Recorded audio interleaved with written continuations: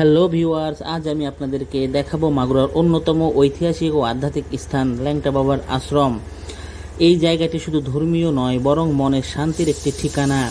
চলুন ঘুরে দেখি এই পবিত্র স্থান। মাগুরার ঢাকা রোড থেকে 5 থেকে 6 কিলোমিটার পূর্বে অবস্থিত সুনিবিড় শান্তিময় একটি জায়গায়।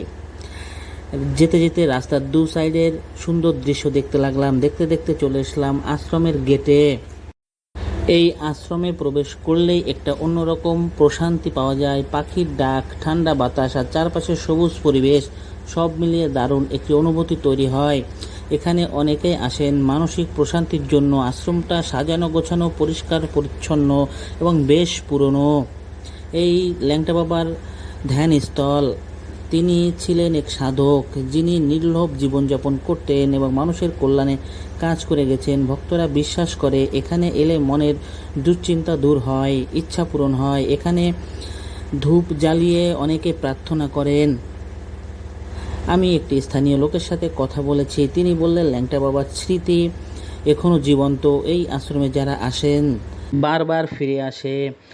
এটা শুনেই বুঝতে পারলাম এই জায়গার টান একেবারে অন্তরের। এখানে এই মন্দিরটি একেবারে অবস্থিত নবগঙ্গা নদীর কূল ঘেঁষে এবং সুন্দর মনোরম পরিবেশে এই মন্দিরটি অবস্থিত। এখানে খুবই শান্ত পরিবেশ। এখানে না আসলে এর অনুভূতি আপনারা উপলব্ধি করতে পারবেন না। এই মন্দিরের ছোট বড় মিলে অনেক ছোট ছোট মন্দির আছে, তার ভিতরে এটা হচ্ছে সবথেকে বড় মন্দির এখানকার। এর আশেপাশে কয়েকটি ছোট মন্দির দেখতে পাবেন। দূর থেকে বড় মন্দিরের ভিউটা সেই ছিল। আমার মতো আপনারাও যদি একদিন শান্ত পরিবেশে সময় কাটাতে চান, তাহলে এই আশ্রমে একবার ঘুরে যেতে পারেন। খুবই মনে প্রশান্তি লাগবে এবং খুবই ভালো লাগবে। ধন্যবাদ। আর ভিডিওটি আপনাদের কেমন লেগেছে?